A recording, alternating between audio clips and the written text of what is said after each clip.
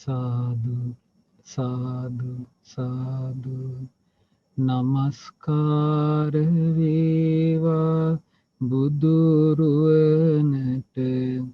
සැමදා බුදු හිමි සරණ යමි නමස්කාර වේවා දම්රුවනට සැමදා සදහම් සරණ යමි නමස්කාර වේවා සංඝරුවනට සැමදා මහා සංඝ සරණ යමි නමස්කාර වේවා තුනුරුවනට සැමදා තිසරණ සරණ යමි සාදු සාදු සාදු අපගේ ගුරු දේවෝත්තම කල්යාණ මිත්‍ර පින්වත් ලොකු ස්වාමීන් වහන්සේට අප සියලු දෙනාගේම নমස්කාරය වේවා සාදු සාදු සාදු පින්වතුනි පින්වත් දරුවනි අද වෙනද වගේම ඔබ සියලු දෙනා සමග එකතු වෙලා ධර්මය සාකච්ඡා කරන්න ධර්මය ශ්‍රවණය කරන්න ධර්මය දේශනා කරන්න අප සියලු දෙනාට වාසනාව උදා වුණා. ඉතින් මේ වාසනාව අපිට කියන්න බෑ කොච්චර කාලයක් තියෙද කියලානේ. අපේ ජීවිතේ වුණත් අපිට පුළුවන් තව මොහොතක්වත් විශ්වාස කරන්න. එහෙම බෑ. ඒ වගේම අපිට විශ්වාස කරන්න බෑ මේ තියෙන සම්පත්තිය මේ ධර්මයේ ශ්‍රවණය කරන්න ලැබෙන මේ වාසනාව අපිට කොච්චර කාලයක් තියෙද කියලා. ඉතින් ඒ නිසා ඔබ සතුටු වෙන්න නැවත වතාවක් අපිට බුදු කෙනෙක්ගේ ධර්මයේ ශ්‍රවණය කරන්න කාලය කැප කරගන්න ලැබුණා. ඉතින් අද මේ පින්වත් දරු ටික හොඳ මාතෘකාවක් තෝරගෙන තියෙනවා අද ධර්ම දේශනාව සඳහා. ඉතාම ලස්සන මාතෘකාවක් මට අහන්න ලැබුණු විදිහට මේ මාතෘකාව තමයි ශ්‍රද්ධාව. අපි ඇති කරගත යුතු ශ්‍රද්ධාව කුමක්ද? කුමන ශ්‍රද්ධාවද අපි ඇති කරගත යුත්තේ? අපේ ජීවිතයට යහපත සලසන ශ්‍රද්ධාව යනු කුමක්ද? අන්න ඒ සම්බන්ධයෙන් තමයි අද ඉගෙන ගන්න. ඉතින් ඒ සම්බන්ධයෙන් තියෙන ලස්සන ඉතාම සුන්දර ඒ වගේම ගැඹුරු දේශනාවක් තියෙනවා මජ්ක්‍ධිම නිකායේ. මේ මජ්ක්‍ධිම නිකායේ දේශනාවේ නම චංකී සූත්‍රය. ඉතින් මේ චංකී සූත්‍රය අපි අද ඉගෙන ගනිමු. එතකොට මේ චංකී සූත්‍රයේ සියලු කාරණා අපිට ඉගෙන ගන්න ලැබෙන්නේ නැහැ. නමුත් අපි ඒකේ කොටසක් අපි ඉගෙන ගනිමු. ඉතින් මේ දේශනාවේ චංකී බ්‍රාහ්මණයා ගැන විස්තරයක් තියෙනවා. මේ චංකී බ්‍රාහ්මණයා ඉන්න ඕපසාද කියන ප්‍රදේශයට බුදුරජාණන් වහන්සේ වඩිනවා. අලුත් නගරයක්. ඒ කියන්නේ බ්‍රාහ්මණවරු ඉන්නේ බුදුරජාණන් වහන්සේ සරණ ගියපු කිසි කෙනෙක් නැහැ. එතකොට මේ මිනිස්සු බුදු කෙනෙක් වැඩියා කියලා බුදුරජාණන් වහන්සේගේ ගුණ අහලා බලන් දෙනවා. ඉතින් ওই බලන අතරේ ওই චංකී බ්‍රාහ්මණයා ඉන්න ගෙවල් පැත්තෙන් තමයි ගියේ. ඉතින් එතකොට මේ චංකී බ්‍රාහ්මණයාටත් හිතුණා යන්න බුදුරජාණන් වහන්සේ බලන්න. පැහැදීමක් ඇති වුණා. ඒක පුදුම දෙයක්. ඒ චංකී බ්‍රාහ්මණයා කීර්තිමත් කෙනෙක්. නමුත් ඒ බ්‍රාහ්මණයා ඒ කීර්තිය අතහැරලා දාලා. ඒ කියන්නේ එයා හිතුවා මට වඩා හොඳයි බුදුරජාණන් වහන්සේ. මම බුදුරජාණන් වහන්සේ බලන්න යන එකයි වටින්නේ. බුදුරජාණන් වහන්සේ මම බලන්න යන එක නෙමෙයි කියලා තීරණයකට ආවා. නොඑක අය එක එක අදහස් ඉදිරිපත් කළා. නමුත් මෙයා තනි තීරණයකට ආවා. මෙයා බුදුරජාණන් වහන්සේ බලන්න ගියා. ඉතින් ඔය අතරේ තව හිටියා තරුණ බ්‍රාහ්මණ ළමෙක්. අවුරුදු 16ක 17ක කෙනෙක්. එයාගේ නම කාපටික. ගෝත්‍රේ නම භාරද්වාජ. ඉතින් බුදුරජාණන් වහන්සේ නොයෙක්කල් අවස්ථාවල අපිට දකින්න ලැබෙනවා බුදුරජාණන් වහන්සේ ගෝත්‍ර නාමයෙන් ආමන්ත්‍රණය කරන අවස්ථා තියෙනවා. ඉතින් මේ කාපටික කියන පොඩි ළමයා පොඩි වුණාට දැනුම තියෙනවා. ඒ කාලේ විෂයන් තිබුණා බ්‍රාහ්මණ ආගමේ ත්‍රිවේද පාරප්‍රාප්ත කෙනෙක්. ත්‍රිවේදේ හොඳට ඉගෙන ගත්තා. සම්පූර්ණයෙන්ම ඒ කියන්නේ අපි හිතමු කැම්පස් එකේ ඔන්න බැච් ටොප් අන්න ඒ වගේ කෙනෙක්. හැබැයි යා තාම මේ ලෙක්චර් කෙනෙක්වත් ප්‍රොෆෙසර් කෙනෙක්වත් නෙමෙයි. එයා නිකම්ම අන්න ඒ වගේ තරුණයි. හැබැයි දැනුම ඉහළයි. ඉතින් දැනුම ඉහළයි. ඉතින් මේ බ්‍රාහ්මණ වරු අතරේ මේ කාප ටිකත් බුදුරජාණන් වහන්සේ ළඟ ඉඳගෙන ඉන්නවා. ඉතින් කාප ටික මැදට පැනලා මේ එක එක ප්‍රශ්න අහනවා. ඉතින් බුදුරජාණන් වහන්සේ කිව්වා මේ වැඩිහිටි අය කතා කරන අස්සේ කතා කරන්න ඉන්න එපා කියලා. එතකොට එතන හිටපු බ්‍රාහ්මණවරු කිව්වා අනේ භාග්‍යතුන් වහන්සේ එහෙම කියන්න එපා. මෙයා ත්‍රිවේද පාරප්‍රාප්ත. ඒ කියන්නේ ත්‍රිවේදයේම හොඳටම ඒ කෙරවලටම ඉගෙනගෙන තියෙන කියනවා. ඉතින් ඒ වගේ හොඳ දැනුමක් තියෙන කෙනෙක් කිව්වා. එහෙම කියන්න ඕනේ නැහැ කිව්වා බුදුරජාණන් වහන්සේ. ඉතින් බුදුරජාණන් වහන්සේ එහෙම කීවට පස්සේ අර කාපටික කියන තරුණයා බ්‍රාහ්මණ තරුණයා හිතුවා මම බුදුරජාණන් වහන්සේගෙන් ආයේ ප්‍රශ්න අහන්න යන්නේ මම මේ නිශ්ශබ්දව ඉන්නවා යම් වෙලාවක බුදුරජාණන් වහන්සේ මගේ ඇස් දෙක දිහා බලනවද මන් දිහා හැරිලා බලනවද අන්න ඒ වෙලාවට මම ප්‍රශ්න අහනවා කියලා හිතුවා. ඉතින් ඔය කවුරු හිතන දේ වුණත් දන්නවනේ බුදුරජාණන් වහන්සේ නේද? ඉතින් බුදුරජාණන් වහන්සේ දන්නවා දැන් මෙයා හිතපු දේ. ඉතින් බුදුරජාණන් වහන්සේ ඒ කතාව ඉවර කරලා මෙයා දිහා බැලුවා. බලනකොට එහෙම බැලුවාම මේ කාප්ටික හිතුවා හරි. එහෙනම් මම අද ප්‍රශ්නේ දැන් මේ ප්‍රශ්න අහනවා මගේ ගැටලුව.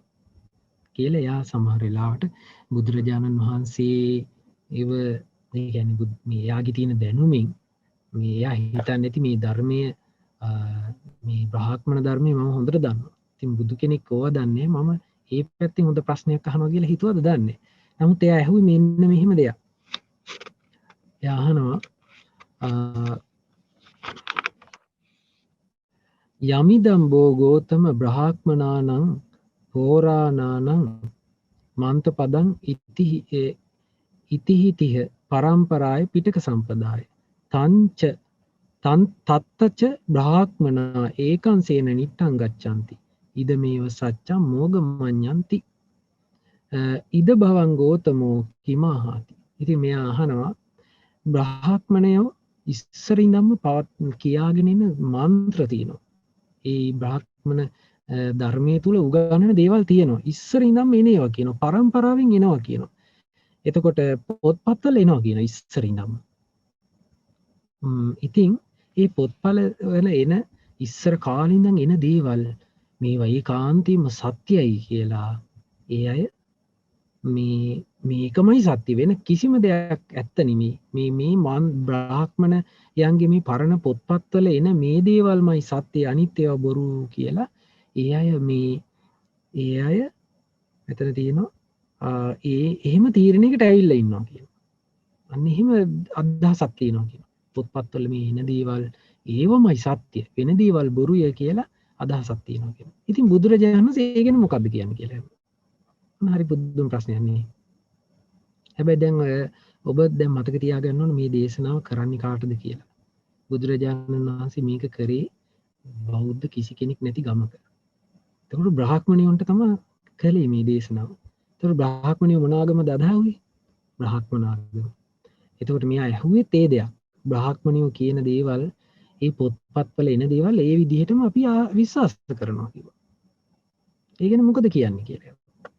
එතකොට බුදුරජාණන් වහන්සේ මෙහෙම දෙයක් කිව්වා. භාරද්වාජ ඔතන ওই බ්‍රාහ්මණවරු අතරේ එක බ්‍රාහ්මණයෙක්වත් ඉන්නවද? දැන් ඔය විදිහට කියනවනේ අපි මේක ඒකාන්තයෙන්ම ඇත්තයි කියලා අපි විශ්වාස කරනවා කියලා. පොත්පත්වල එන පරම්පරාවෙන් එන දේවල්. එතකොට මේ බුදුරජාණන් වහන්සේ අහන ඔතන ඔය කියන එක බ්‍රාහ්මණයෙක්වත් කියනවද මේ විදිහට වචනයක්.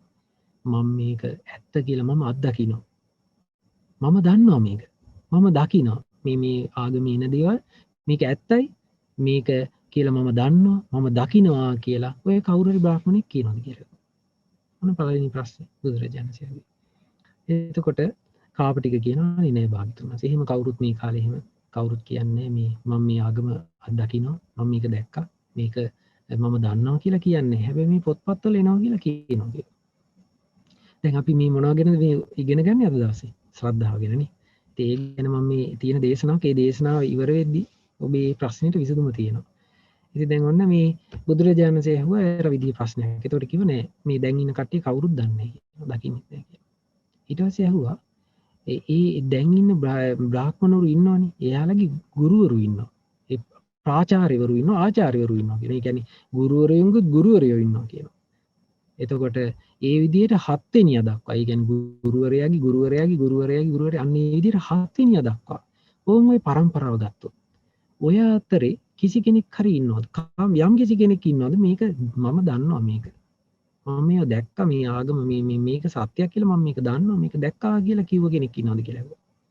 ඉතින් කාපටික ඇත්ත කියන කෙනෙක්. කාපටික කියනවා නැහැ.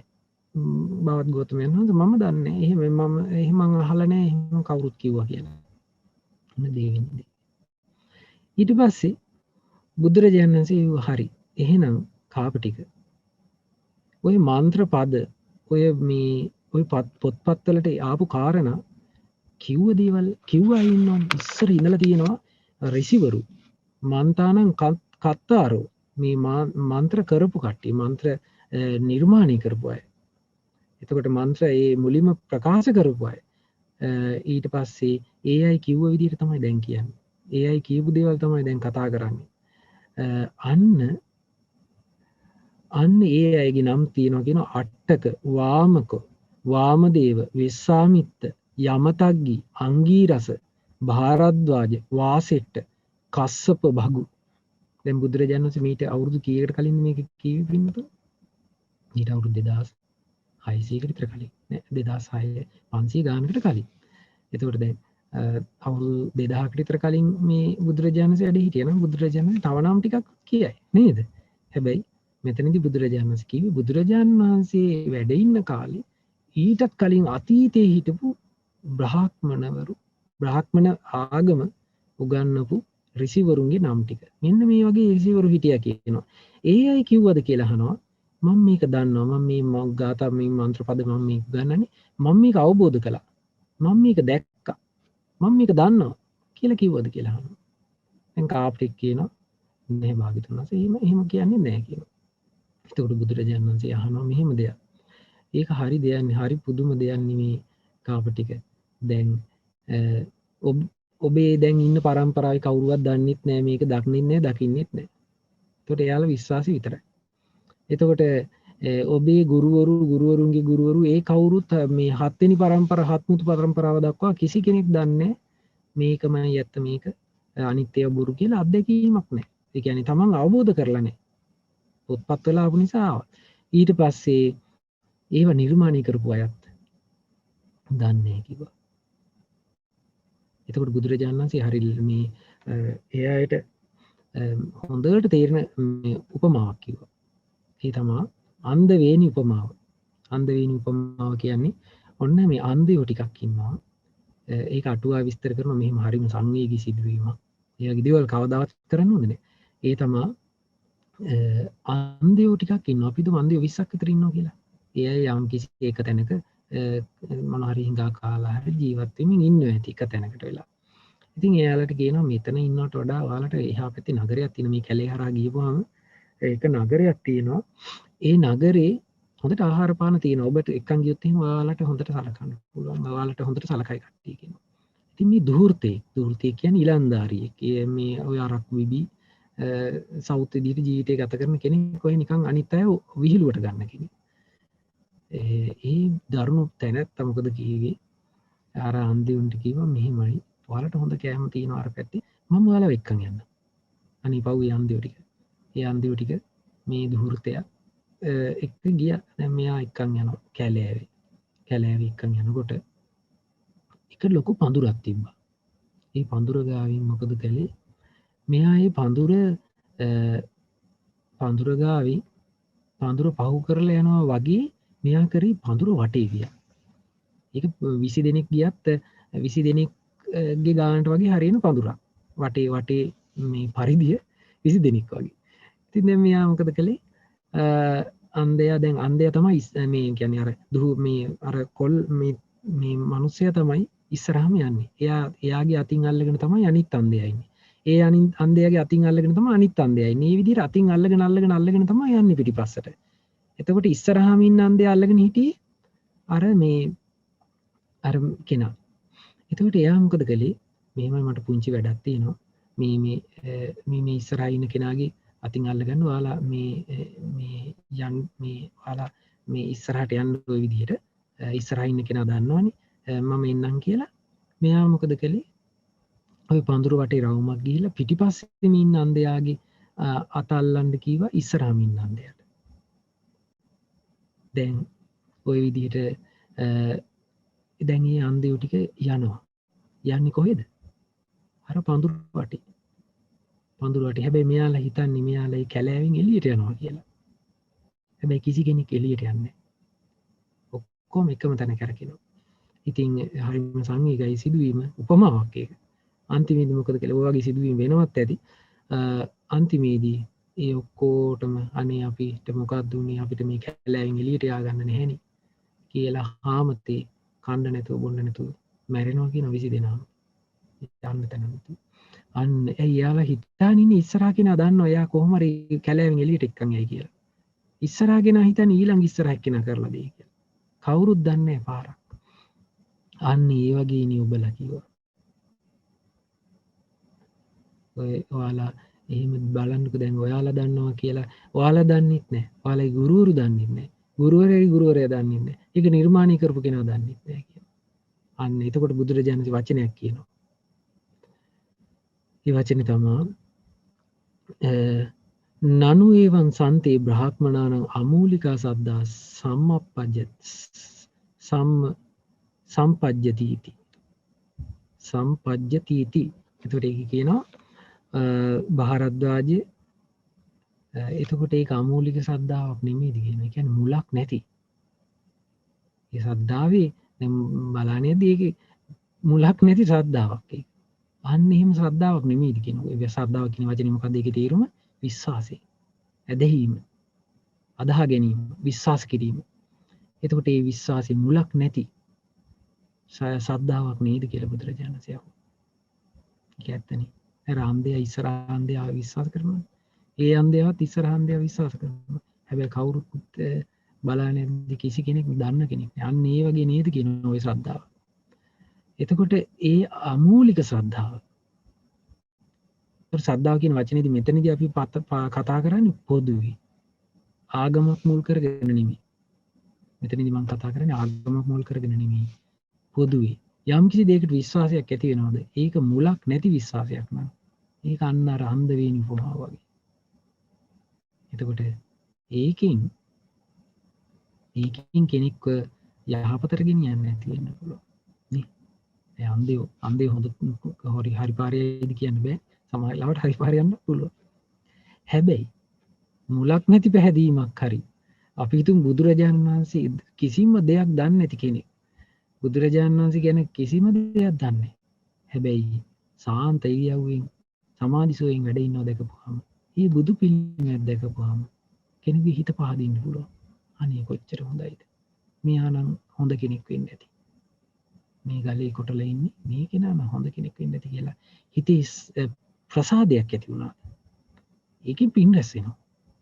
හැබැයි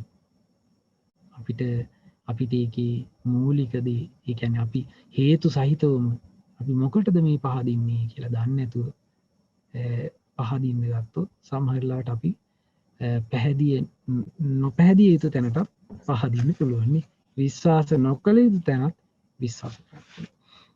ඒක ඔබට තේරෙනවනේ මේ උපමාවයි. එතකොට ඊට පස්සේ බුදුරජාණන් වහන්සේ මේ කතාව කිව්වහම ඔය කවුද මේ කාපටික එයාට කියනවනේ භාරද්වාජ කියලා. භාරද්වාජ කියනවා මෙහෙම දෙයක්. දැන් එක පාටම අර දැන් කිව්ව කතාවට පහරක් වැදුනනේ. මෙයා කියනවා භාග්‍යතුන් වහන්සේ මේ අපි මේ ශ්‍රද්ධාවෙන් අදහනවා නෙමෙයි මේ අපිට අහන්න ලැබෙනවා මේවා කිව්වා. ඒ කියන්නේ අනුශ්‍රවය. අපිට බ්‍රාහ්මණ ආගමේ අදහනකොට බ්‍රාහ්මණයෝ විදිහට ඉන්නකොට අපිට මේවා ඉගෙන ගන්න ලැබෙනවා කියලා. ඔන්න දැන් එතකොට අර කතාව වෙනස් කරා. දැන් ඉස්සරලා කිව්වේ ඒකාන්තයෙන් මේක සත්‍යයි කියලා විශ්වාස කරනවා කිව්වා. දැන් කියනවා එතකොට බුදුරජාණන් වහන්සේ අහනවා මේ පුබ්බේකෝ තුවං භාරද්වාජ සද්දං අගමාසි. ඔබ භාරද්වාජ ඉස්සරලා කිව්වා විශ්වාස කරනවා කියලා. දැන් කියනවා අහන්න ලැබෙනවා කියලා. එතකොට බුදුරජාණන් වහන්සේ දැන් මෙයා මග අරින්න බුදුරජාණන් වහන්සේ දේශනා කළා. ඒක සම්පූර්ණයෙන් කෙනෙකු ළඟ යම්කිසි අදහසක් යම්කිසි තමන්ගේ තුල මතිමතාන්තර තමන්ට දැනුම ලැබෙනවද? අන්නේ දැනුම ලැබෙන ක්‍රම 5ක් තියෙනවා කියනවා. කෙනෙකුට දැනුමක් ලැබෙන, කෙනෙකුගේ අදහස් මතිමතාන්තරවලට පෝෂණය වෙන දේවල් ලැබෙන ක්‍රම 5ක් තියෙනවා කියනවා. මේ 5 තමා සද්ධා, අනුස්සව, සද්ධා, රුචි, අනුස්සව, ආකාර පරිවිතක්ක, දිට්ඨි නිජ්ජානක්ඛන්ති. ඔන්න ඔය 5. ලස්සන කාරණාවක් මේ අද කියලා දෙන්නේ ඔබට. කෙනෙකුට තමන්ගේ ළඟ තියෙන බුද්ධිය කියලා හිතන්නේ. දැන් තමන් ළඟ තියෙන දැනුම, තමන්ගේ තියෙන මතිමතාන්තර, අදහස්, අන්න ඒවට බලපාන කාරණා 5ක් තියෙනවා. ශ්‍රද්ධාව, රුචිය, අනුශ්‍රවය, ආකාර පරිවිතක්කේ, දිට්ඨි නිජ්ජානක්ඛන්ති. ශ්‍රද්ධාව කියලා කියන්නේ විශ්වාසය, අදහා ගැනීම. රුචිය කියන්නේ කැමැත්ත, කැමැති වීම. ඊළඟට අනුශ්‍රව කියන්නේ අහන්න ලැබීම. ඊළඟට ආකාර පරිවිතක්ක. ඒ කියන්නේ තර්කය. මේක හරිනේ ඉතින්. මේ විදිහත් හරිනේ කියලා හිතනවා. ඊට පස්සේ දිට්ඨි නිජ්ජානක්ඛන්ති. ඒ කියන්නේ දෘෂ්ටිය, දැක්ම. ওই 5ක් තියෙනවා. ওই 5න් තමයි ඔක්කොම වෙන්නේ. ඔබටත් මටත් කාටත්. එතකොට අපි මේ 5 ගැන ඉගෙන ගනිමු. බුදුරජාණන් වහන්සේ දේශනා කරනවා මේක මේ ජීවිතේ විපාක දෙකක් තියෙනවා. මේ සද්ධා, රුචි, අනුස්සව, ආකාර පරිවිතක්ක, දිට්ඨි නිජ්ජානක්ඛන්ති කියන 5ට දෙවිදිහක විපාක තියෙනවා. ඒ කියන්නේ ඒක ගැන මෙතන විස්තර කරනවා.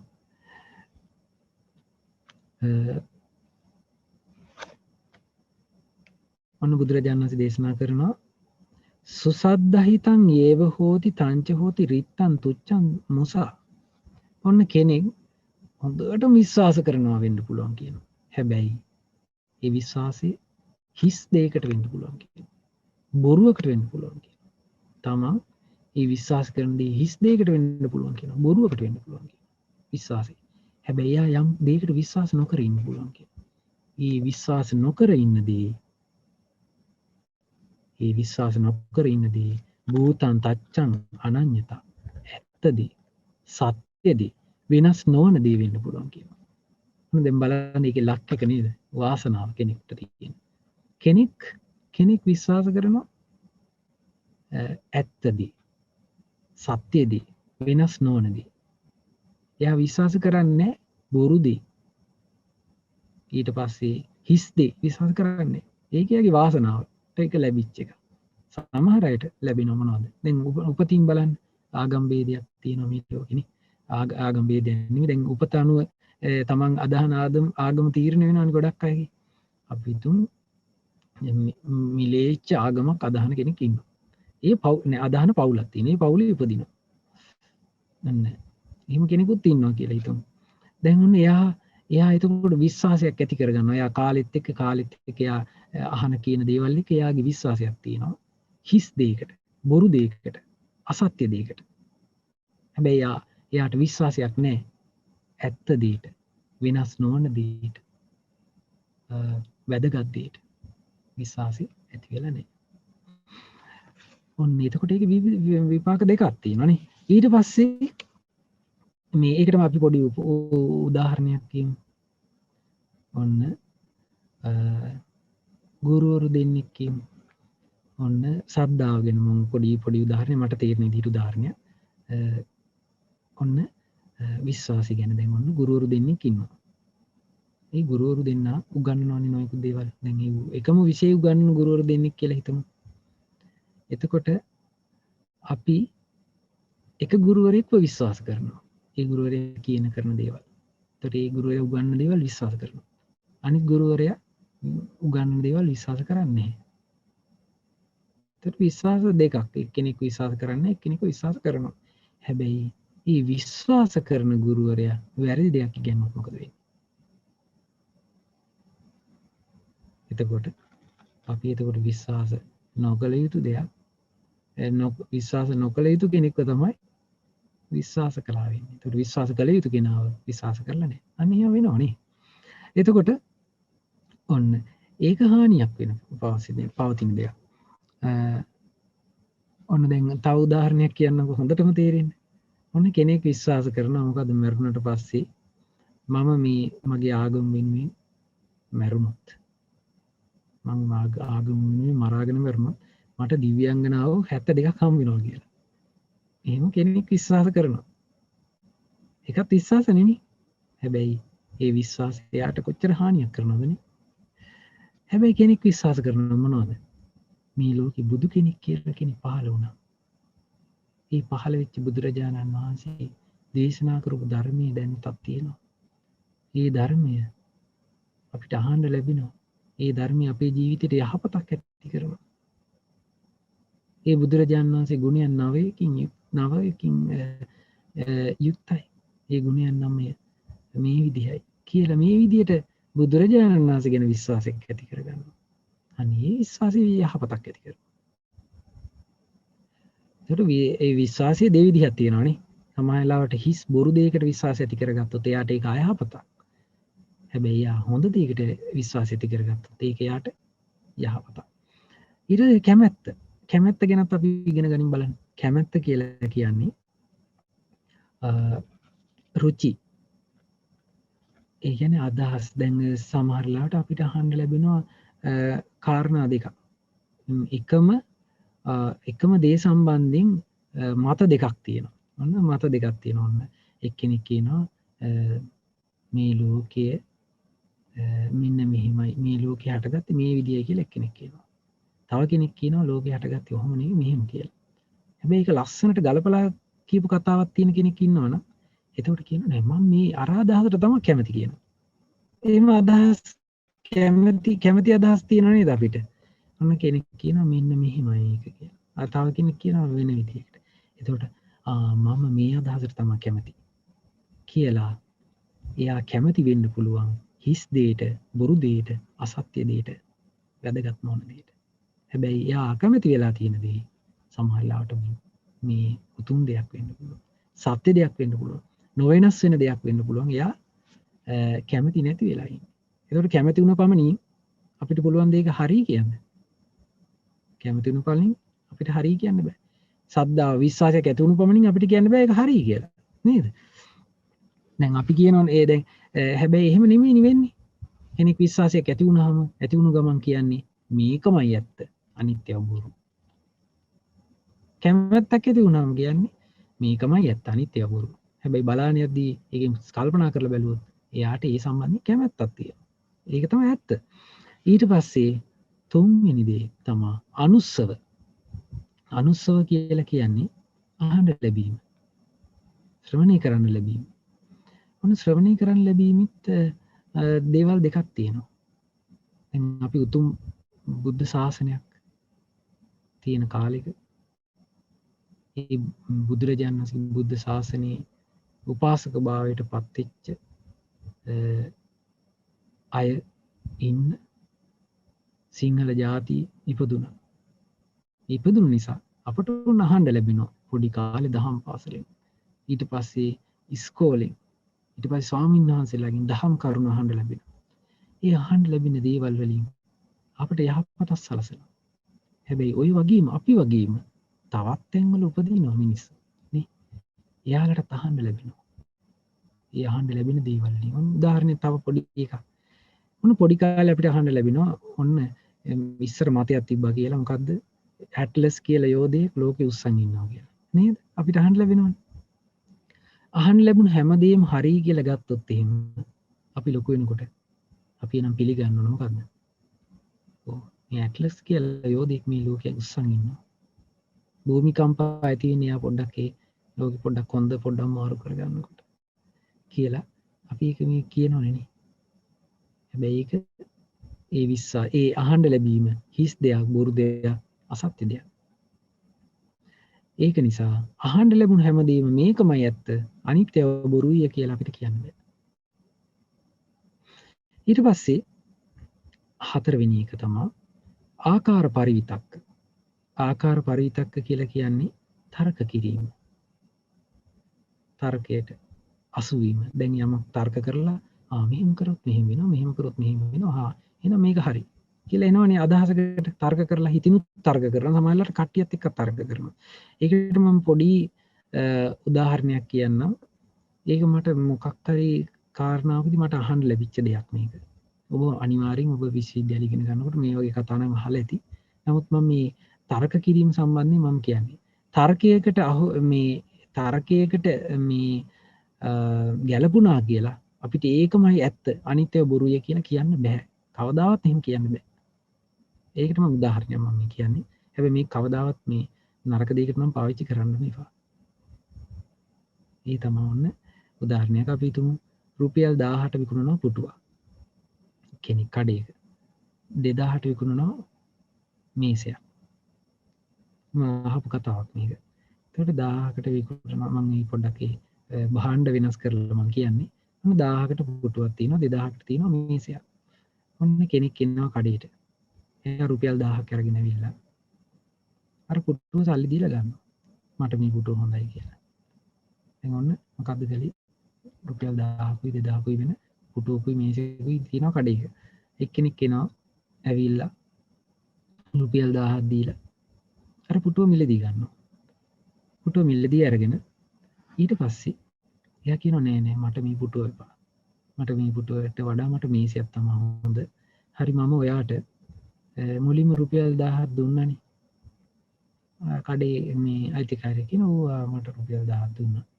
හරි මේ මට මේ පුටුව එපා මේ පුටුවක් තියාගන්න. එතකොට මේක මං ගත්තේ රුපියල් 1000ක් දීලානේ. එතකොට මේ පුටුවයි අර කලින් දුන්න 1000යි රුපියල් 2000යි. එහෙනම් මේ පුටුවත් ඔයා තියාගෙන මට මේස් දෙන්න කිව්වා. ඉතින් හරි කලින් රුපියල් 1000ක් දුන්නා. ඔයා මේ 1000ක් වටින පුටුව මට අහපො දෙනවා.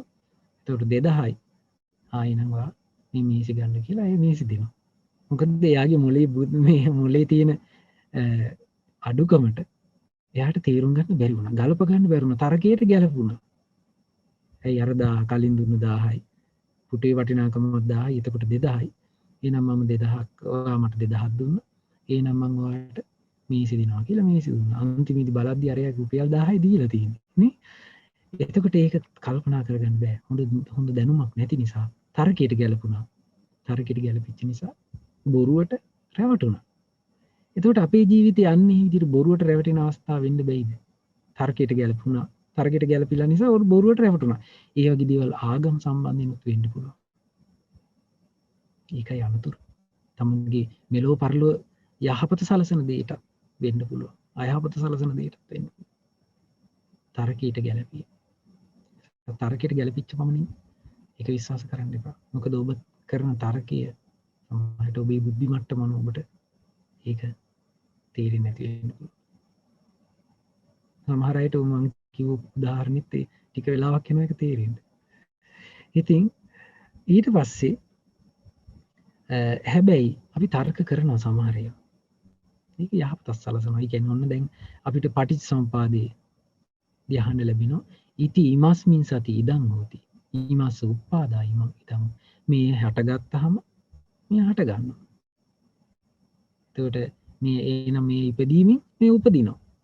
එහෙනම් මේ නැත්තම් මේක නෑ. හරිනේ.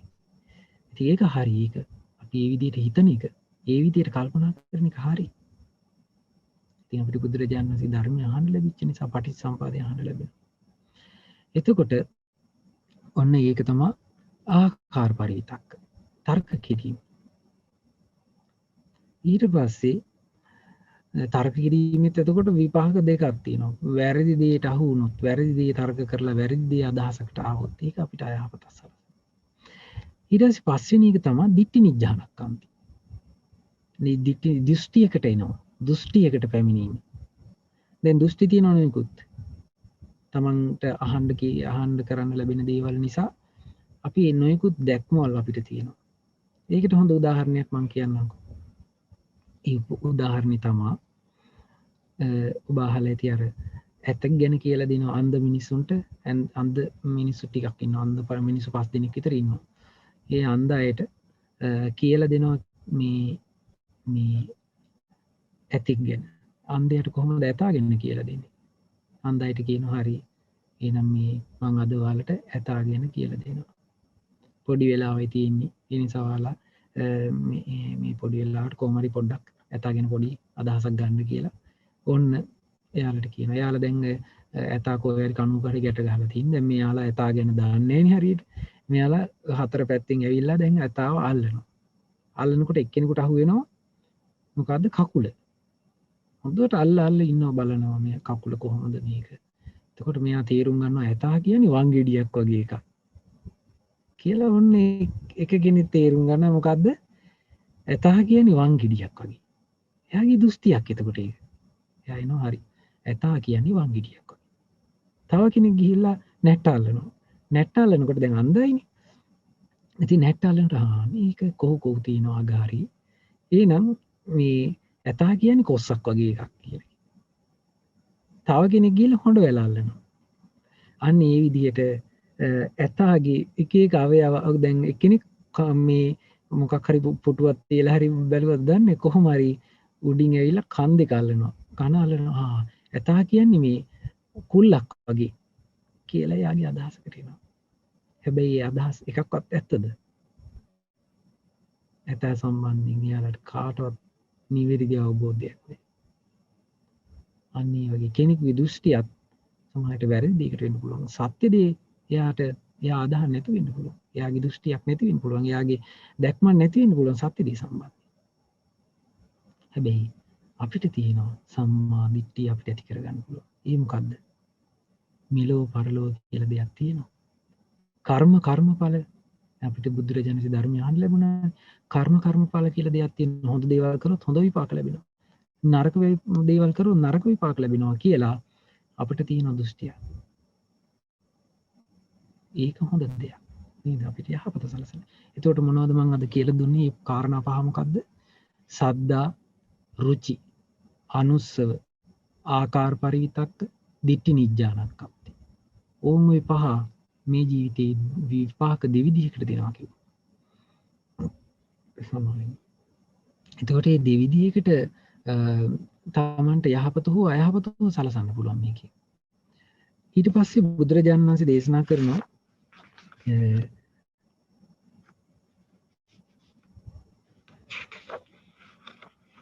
ඒ නිසා කවදාවත් මේකමයි ඇත්ත අනිත් දේවල් බොරුයි කියලා කවදාවත් හිතන්න එපා කියනවා බුදුරජාණන් වහන්සේ මේ කාරණා සම්බන්ධයෙන් අහන්න ලැබෙන දේවල් ඔය සද්දා රුචි අනුස්සව ආකාර පරිවිතක්ක දිට්ඨි නිජ්ජානකති කියන්නේ ශ්‍රද්ධාව ඇතිවීම කැමැත්තක් ඇතිවීම අහන්න ලැබීම යම ඊට පස්සේ තමන්ට තර්කයට ගැලපීම එක්කෝ දෘෂ්ටියකට පැමිණීම ඕන් ඕ වගේ ලැබෙන දැනුම මේකමයි සත්‍යය අනිත් ඒවා බොරුය කියලා ගන්න එපා කිව්වා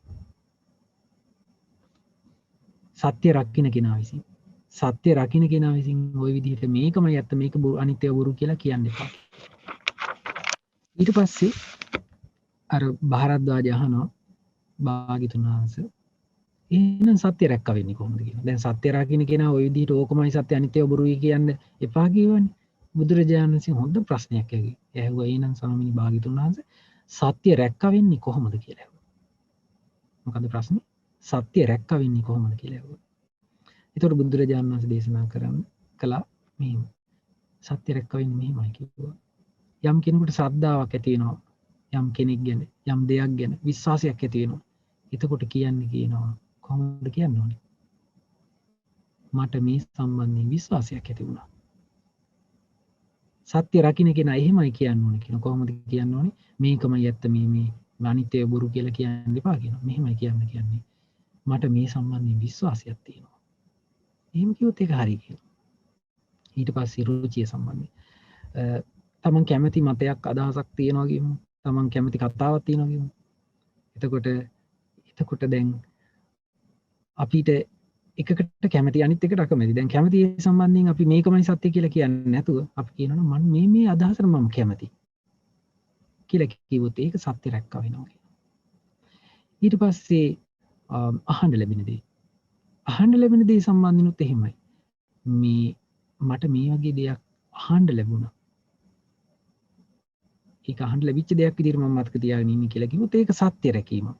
හැබැයි සත්‍ය රකින්න නෙමෙයි වෙන්නේ මේකනේ. අරක මට මෙහෙමයි. මෙහෙම දෙයක් වෙලා තියෙනවා කියලා කිව්වොත් ඒක වැරදි. දැන් ওই කේලම් එහෙම යන්නේ ඒකනේ. එතකොට කේලම යන්නේ මෙහෙමයි. අර වගේ දෙයක් කරලා කියලා කියනවා. එතකොට එයා ගිහිලා කියන්නේ මෙහෙමයි අරයා මෙහෙම දෙයක් කරලා. හැබැයි සත්‍ය රකින්න කෙනා කොහොමද කියන්නේ? මට මෙහෙම ආරංචියක් ආවා මෙහෙම දෙයක් කරාය කියලා. එහෙම කිව්වොත් ඒක සත්‍ය රැකීමනේ. හැබැයි එහෙම එකක්වත් කේලමක් විදිහට නම් කියන්න එපා. දැන් මොන හරි දෙයක් කියද්දී අන්න ඒ විදිහට කියනවා නම් ඒක සත්‍ය රැකීම. ඊට පස්සේ තර්කය. මම මෙහෙම කල්පනා කරද්දී මෙන්න මෙහෙම මතයකට මම ආවනේ. මේ මෙහෙම තර්ක කරද්දී මට මේක හරි කියලා හිතුණානේ. කියලා කිව්වොත් ඒක සත්‍ය රැකීමක්. හැබැයි මෙහෙම කිව්වොත් මේක තමයි ඇත්ත. මම මෙහෙම තර්ක කරද්දී අහුණා. ඒක නිසා මේක ඇත්ත කියලා කිව්වොත් ඒක සත්‍ය රැකීමක් නෙමෙයි. ඊට පස්සේ අන්තිම එක දෘෂ්ටිය. කෙනෙක් කියනවා නම් මට මේ වගේ දෘෂ්ටියක් තියෙනවා. මට මේ වගේ දැක්මක් මට මේ සම්බන්ධයෙන් තියෙනවා කියලා කිව්වොත් ඒක සත්‍ය රැකීම. හැබැයි කෙනෙක් කියනවා නම් මේක තමයි ඇත්ත. අන්න ඒක සත්‍ය රැකීම නෙමෙයි කියනවා. අන්න ඔය විදිහට බුදුරජාණන් වහන්සේ සත්‍ය රැකීම වෙන්නේ කොහොමද කියලා දේශනා කළා. එතකොට බුදුරජාණන් වහන්සේ දේශනා කළා සත්‍ය රැකීම ඔහොම තමයි. හැබැයි සත්‍යය අවබෝධ කිරීම එක නෙමෙයි කියනවා. හරි බුදුම කාරණා බුදුරජාණන් දේශනා කරන්නේ. දැන් මුලින්ම කියලා දුන්නේ කෙනෙකුට බුද්ධිය ලැබීමේ ක්‍රම පහක් තියෙනවා. තමන්ට දැනුම ලැබීමේ. ඒ පහ දැන් ඔබට මතකයි නේද? මම කීපතාවම කියවනේ. එතකොට බුදුරජාණන් දේශනා කළා ওই පහෙන් විපාක දෙකක් තියෙනවා. සමහර ලාවට හොඳ දෙයකටත් අහු වෙන්න පුළුවන්, නරක දෙයකට අහු වෙන්න පුළුවන්. ඉතින් බුදුරජාණන් දේශනා කළා ඒ නිසා ওই පහ ලැබෙන ක්‍රමය අනුව කියන්න කියනවා. සත්‍ය රැකීම කියන්නේ ඒක කියනවා. මට මෙහෙම විශ්වාසයක් තියෙනවා. මම මෙහෙම මේකට මම කැමතියි. අන්න එහෙම කිව්වොත් එයා සත්‍ය රැක්ක වෙනවා කියනවා. ඊට පස්සේ බුදුරජාණන් වහන්සේ දේශනා කළා හැබැයි සත්‍ය රැක්කා වුණාට එයා සත්‍ය අවබෝධ කරලා නැහැ. සත්‍ය අවබෝධය කියන්නේ මොකක්ද කියලා දැන් කාපටි කියනවා. බුදුරජාණන් වහන්සේ දේශනා කරන සත්‍ය අවබෝධය කියන්නේ මෙන්න මේ වගේ දෙයක්. ඊටාම වැදගත් කාරණාවක්. අපිට සමහර වෙලාවට තව විනාඩි කිහිපයක් වැඩිපුර යයි. නමුත් මේ කාරණාව හරිම ලස්සනයි. මේ කොහෙද තියෙන්නේ? චංකි සූත්‍රයේ මජ්ක්‍ධිම නිකායේ දෙක පොත් වහන්සේගේ. ඉතින් මෙතනදි බුදුරජාණන් වහන්සේ ලස්සන කාරණාවක් කියන. දැන් ඔබ මේ දක්වා අහගෙන හිටපු මේ කාරණාව විතරක් අහලා හිටියොත් ඔබ හිතනවා එහෙනම් මම බුදුරජාණන් වහන්සේව විශ්වාස කරන්න ඕනේ නැහැ. එයි සද්ධාාවක් ඇති වුණා කියලා ඒක විශ්වාස කරොත් එයා සමහරට රැවටෙන්න පුළුවන් කියලා ඔබට හිතෙනවා. හැබැයි එතනින් ඔබ නවත්තන්න එපා. දැන් මෙතනින් එහාට දේශනාවේ බුදුරජාණන් වහන්සේ කියලා දෙන කොහොමද අපි විශ්වාසය ඇති කරගන්නේ? ඒක මේ නුවණ කල්පනා කරලා කරන ක්‍රමයක්. එතන බුදුරජාණන් වහන්සේ දේශනා මේක කියලා දෙන්නේ බ්‍රහ්මණවරුන්ට විශේෂයෙන් මතක තියාගන්න. බුදුරජාණන් වහන්සේගේ ශ්‍රාවකයෙකුට බුදුරජාණන් වහන්සේ මෙහෙම කියලා දුන්නේ නැහැ. මොකද බුදුරජාණන් වහන්සේගේ ශ්‍රාවකෙක් බුදුරජාණන් වහන්සේ විශ්වාස කරන්න ඕන කොහොමද? මොකද බුදුරජාණන් වහන්සේ කවදාවත් අපිට වැරදි දෙයක් කියලා දෙන්නේ. හැබැයි මේ විනාගම කෙනෙකුට කියලා දෙන්නේ. මෙතනදී බුදුරජාණන් වහන්සේ දේශනා කරනවා භාරද්වාජ මේ වෙලාවෙත් දැන් මම කියලා දෙන්නේ ඔන්න භික්ෂුවක් එක්තරා ගමක ඉන්නවා. ඒ ගමේ ඉන්නකොට ඒ ගමේ ඉන්න අනිත් මිනිස්සු ඔන්න දැන් මේ භික්ෂුව ගැන බලනවා කියනවා. කාරණා පහකින් බලනවා. මේ මිනිස්සු නිකන් රැවටෙන්නේ. මේ මිනිස්සු බලනවා කාරණා පහකින්. මොකද්ද කාරණා පහ? මෙයාට ලෝභය තියෙනවා. ඒ කියන්නේ මසුරු මෙයාට කෑදරකමක් තියනවද? ආසාවක් තියනවද? ලෝභයක් තියනවද කියලා බලනවා. ලෝභය කියලා කියන්නේ ඔන්න අපි හිතමු කූට කෙනෙක්. මේ සල්ලි හොයන්න ආසාවෙන්. සල්ලි වලට කෑදර කෙනෙක් ඉන්නවා. සල්ලි වලට කෑදර කෙනෙක් අපිට ලැබුණොත් සමහර වෙලාවට අපිට එයා විශ්වාස කරන්න බෑ. මොකද? එයා සල්ලි වෙනුවෙන් ඕන දෙයක් කරන්න පුළුවන් නේ. සල්ලි වලට කෑදර. සමහර කෙනෙක් ඉන්නවා කාන්තාවන්ට කෑදර ඉන්නවා. එහෙම අයත් ඉන්නවනේ. සමහර අය ඉන්නවා ලාභ සත්කාර වලට කෑදර. සමහර අය ඉන්නවා මේ පුදු පූජාවන්ට කෑදරයි. සමහර අය ඉන්නවා මේ අන්න ඒ වගේ ආසාවල් තියෙන ලෝභයෙන් ඉන්න කෙනෙක්ද කියලා බලන්න කියන මුලින්ම දැන් අපිට භික්ෂුවක් දකින්න ලැබෙනවා කියන. දැන් මෙතනදී ඒකෙදි භික්ෂුව කියලා කියන්නේ බුද්ධ ශාසනයේ කෙනෙක් කියලා එහෙම අදහසක් නෙමෙයි. මෙතන බුදුරජාණන් වහන්සේ දේශනා කරන්නේ යම් කිසි කෙනෙක් පිණ්ඩපාතෙන් යැපෙන කෙනෙක්. ඔන්න ඔයා ගමක ඉන්නවා. එතකොට මේ මිනිස්සු බලනවා කියනවා මේ කෙනාට ලෝභයක් තියෙනවද? යම් ලෝභයක් හින්දා ඒ ලෝභයෙන් යට වෙලා නොදැක්ක දේ දැක්කා කියන.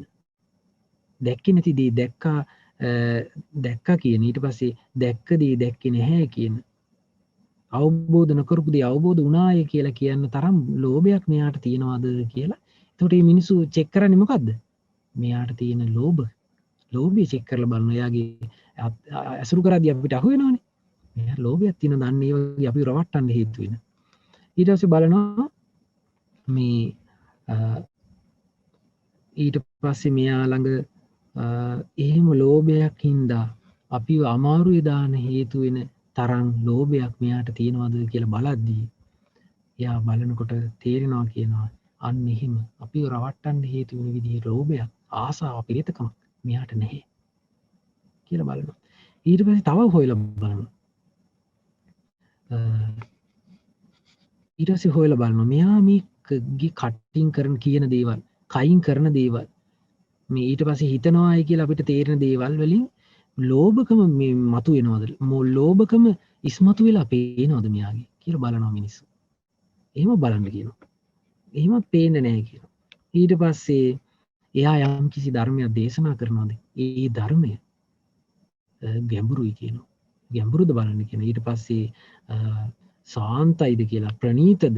ඊට පස්සේ තර්ක වලින් තර්ක කරලා මේවා බිනින්න පුළුවන් ඒවද? නැත්තම් නුවණැත්තන් දකින්න එකක්ද මේක? අන්න ඒ විදිහට දේශනා කරපු ධර්මයේ බලන්න කියනවා. අන්න ඒ ධර්මයේ බලද්දිත් මෙතන තියෙනවා එහෙම බලද්දි හිතෙනවා කියන මේ මිනිස්සුන්ට මේ ලෝභයෙන් යට වෙච්ච කෙනෙකුට නම් මේ වගේ ධර්මයක් දේශනා කරන්න බෑ කියලා මතක හිටිනවා. දැන් මේ මෙතන මේක අහද්දී ඔබට තේරෙන්නේ මොකද්ද? බුදුරජාණන් වහන්සේ ගැන කියන්නේ මෙතන. දැන් බුදුරජාණන් වහන්සේ ගැන ශ්‍රද්ධාව ඇති කර ගැනීම ගැන තමයි මේ පියවරින් පියවර බුදුරජාණන් වහන්සේ කියලා දෙන්නේ.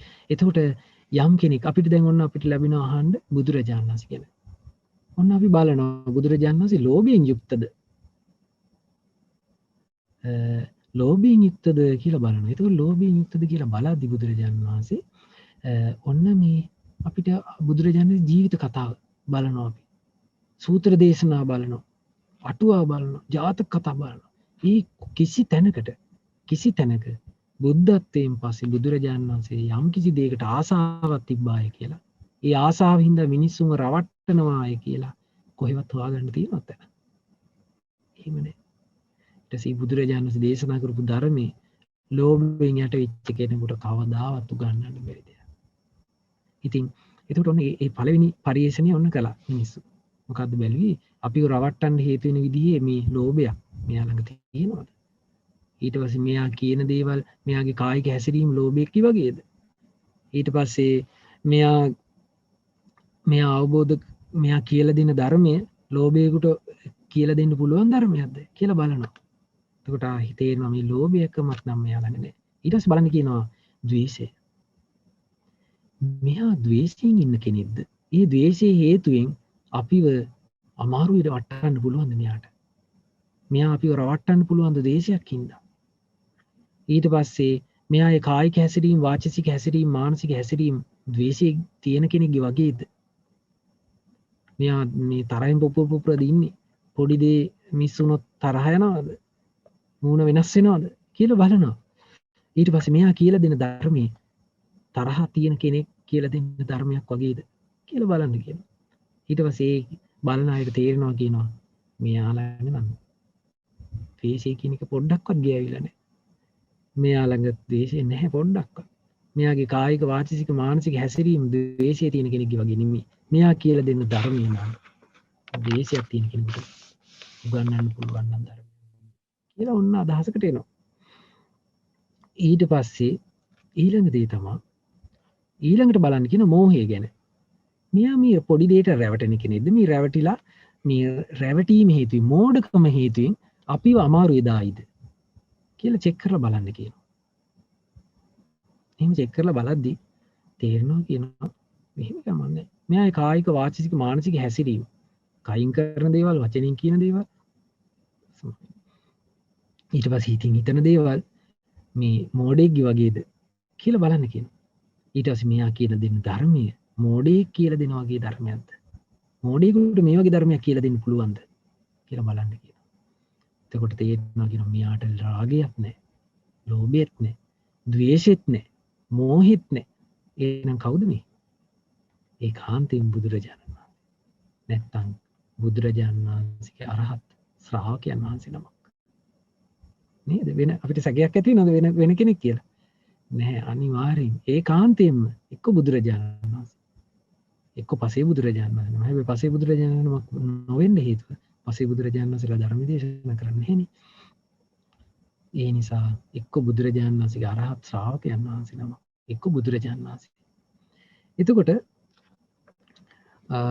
එහෙම බලද්දී අපිට තේරෙනවා මේ බුදුරජාණන් මේ තුنين රාගයෙන්, ද්වේෂයෙන්, මෝහයෙන් යට වෙච්ච කෙනෙක් නෙමෙයි. ඒ නිසා අපිට රාගයෙන් හින්දවත්, ද්වේෂයෙන් හින්දවත්, මෝහයෙන් හින්දවත් අපිව මෙහා අමාරුවට දාන්නේ. මෙයා කියලා දෙන ධර්මයක් ඒ වගේ. රාග, ද්වේෂ, මෝහ තොර කෙනෙක් කියලා දෙන ධර්මයක් කියලා. ඔතන තමයි ශ්‍රද්ධාව ඇති කරගන්න ඕන තැන. බුදුරජාණන් වහන්සේ මේ වෙන තැන් සම්බන්ධයෙන් ශ්‍රද්ධාවක් ඇති කර ගැනීම ගැන කියන්නේ. ඊට පස්සේ බුදුරජාණන් වහන්සේ දේශනා කරනවා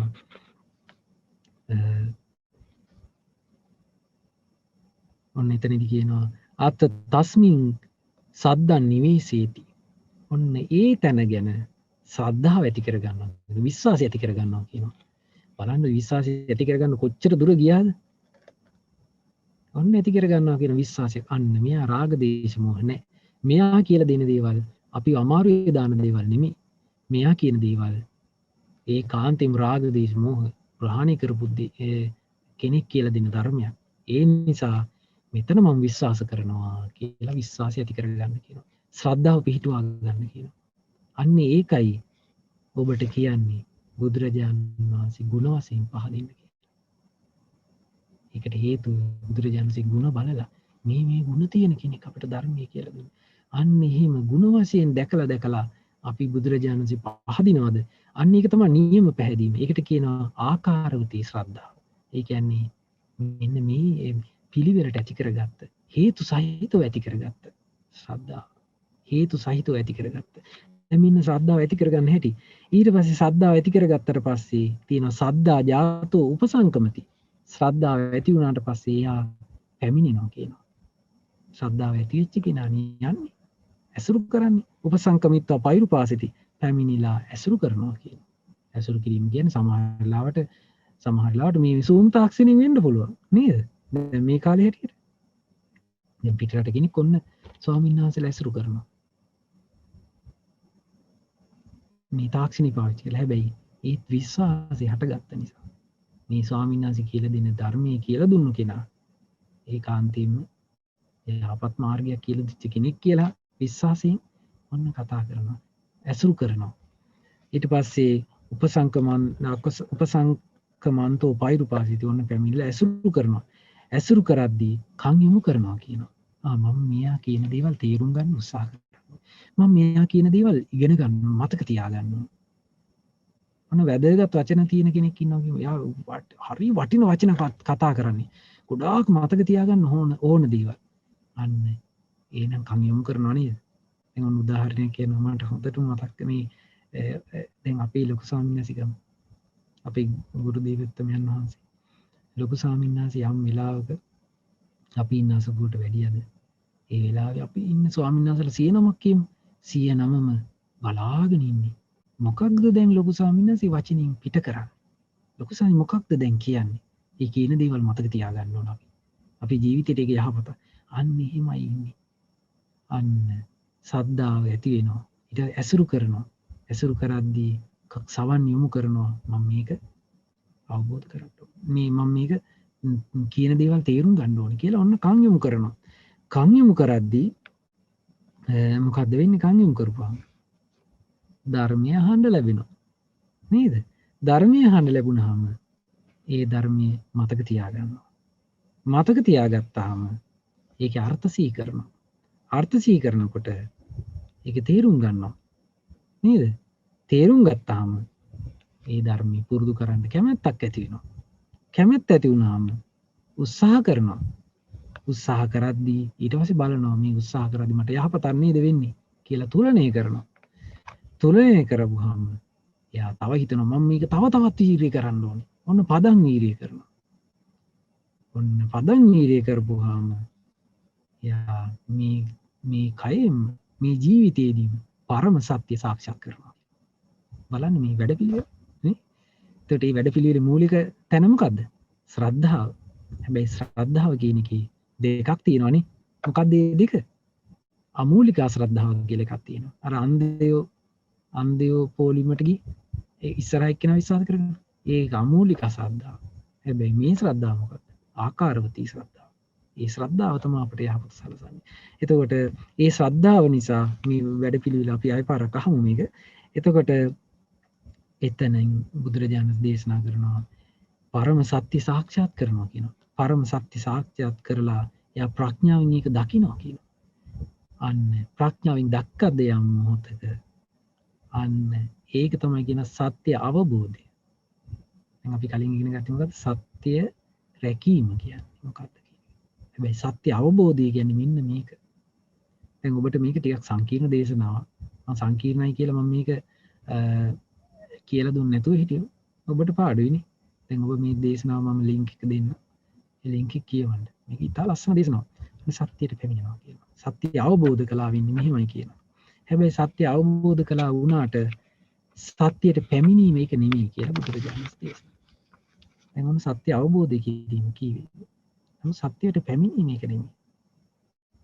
සත්‍යයට පැමිණෙන්නේ කොහොමද කියලා බුදුරජාණන් වහන්සේ දේශනා කරනවා. බුදුරජාණන් දේශනා කරනවා සත්‍යයට පැමිණීම සත්‍යයට පැමිණෙන්න නම් මේ කාරණාම නැවත නැවත පුරුදු කරන්න ඕනේ. සත්‍ය අවබෝධ කරාට පස්සේ ඒ සත්‍යයට පැමිණෙන්න නම් නැවත නැවතත් මේක පුරුදු කරන්න කියනවා. එතකොට මේ ධර්මයන්ම නැවත නැවත බහුල වශයෙන් පුරුදු කරන්න කියනවා. එතකොට සත්‍යයට පැමිණෙන්න ගොඩාක්ම උපකාර වෙන ධර්මය මොකද්ද කියලා අහනවා. එතකොට ඒ කාරණා අනිත් පැත්තට දැන් අපි ඉගෙනගෙන ඉන්නේ. එතකොට සත්‍යයට පැමිණෙන්න ගොඩාක් උපකාර වෙන ධර්මයේ තමයි පදං වීර්ය. බලවත්සේ වීර්ය කිරීම කියනවා. බලවත්සේ වීර්ය කරන්න ගොඩාක් උපකාර වෙන දේ මොකද්ද කියලා. තුලණය කිරීම කියනවා. තුලණය කරන්න ගොඩාක් උපකාර වෙන දේ මොකද්ද කියලා බුදුරජාණන් අහනවා. බුදුරජාණන් දේශනා කරනවා තුලණය කරන්න ගොඩාක් උපකාර වෙන්නේ උත්සාහ කිරීම. උත්සාහ කරාට පස්සේ තමයි මගේ දැන් සාර්ථකත්වයේ අතීතයේ තියෙන පිරීම ඒක තුලණය කරන්න පුළුවන් නේ. නේ උත්සාහ කිරීම තමයි කියනවා තුලණය කරන්න ගොඩාක් උපකාර වෙන දේ. එතකොට උත්සාහයට ගොඩාක් උපකාර වෙන්නේ මොකද්ද? දැන් ඔබට උත්සාහ කරන්න අමාරුයි. ඒකට මේ හැබැයි උත්සාහ කරන කෙනාට ගොඩාක් උපකාර වෙන දේ මොකද්ද? කැමැත්ත කියනවා. කැමැත්තට ගොඩාක් උපකාර වෙන දේ මොකද්ද කියලා අහුවා. ඒ ධර්මයේ තේරුම් ගැනීම. ධර්මයේ තේරුම් ගන්න ගොඩාක් උපකාර වෙන ධර්මය මොකද්ද? ධර්මයේ තේරුම් ගන්න ගොඩාක් උපකාර වෙන ධර්මය තමයි අර්ථ සිහි කිරීම. අර්ථ සිහි කරන්න ගොඩාක් උපකාර වෙන දේ මොකද්ද? ඒ තමයි ධර්මයේ මතක තබා ගැනීම. ධර්මයේ මතක තබා ගන්න ගොඩාක් උපකාර වෙන ධර්මය මොකද්ද? ධර්මයේ මතක තබා ගන්න ගොඩාක් උපකාර වෙන දේ තමයි ධර්මයේ ශ්‍රවණය කිරීම. ධර්මයේ ශ්‍රවණය කරන්න ගොඩාක් උපකාර වෙන දේ මොකද්ද? ඒ තමයි කම් යොමු කරගෙන ඉන්නේ. පොඩිම දෙයක් අපි කියමු පොඩිම උදාහරණයක්. ඔබ විශ්වවිද්‍යාලේ ඉගෙනගෙන ඉන්නවා. ඔන්න ලෙක්චර් එකක් තියෙනවා. ලෙක්චර් එකේදී ඔබ වෙන 100ක ෆෝන් එක හිට මීට තල්ලු කර කර ඉන්නවා. ෆෝන් එක ගත ගා ඉන්නවා. ඔබ කන් යොමු කරගෙන නැත්තම් ඒ කියලා දේවල් වැඩක් තියෙනවා. වැඩක් නෑ. කන් යොමු කරගෙන ඉන්නවා නම් ඔබට ඒ විශේෂ යම් දෙයක් තේරුම් ගන්න පුළුවන්. ඒකට සවන් යොමු කිරීම තමයි කියනවා ධර්මයේ ශ්‍රවණය කිරීම ගොඩාක් උපකාර වෙන්නේ. සවන් යොමු කරන්න ගොඩාක් උපකාර වෙන දේ මොකද්ද? මේ සවන් යොමු කරන්න අවශ්‍ය කෙනාව ඇසුරු කිරීම. ඇසුරු කරන්න ගොඩාක් උපකාර වෙන දේ මොකද්ද කියන්නේ? ඇසුරු කරන්න එයා ළඟට යන එක තමයි කියන ගොඩාක් උපකාර වෙන දේ. එයා ළඟට යන්න ගොඩාක් උපකාර වෙන ධර්මය මොකද්ද? අන්තිම එක කියන්න බලන්න. ශ්‍රද්ධාව. විශ්වාසය ඇතිවීම. අපිට බුදුරජාණන් වහන්සේ ළඟට යන්න ගොඩාක් උපකාර වෙන ධර්මය තමයි බුදුරජාණන් වහන්සේ ගැන තියෙන විශ්වාසය. විශ්වාසය ඇති වුණාම තමයි ඊතර දේවල් ඔක්කොම ඉන්නේ. එතකොට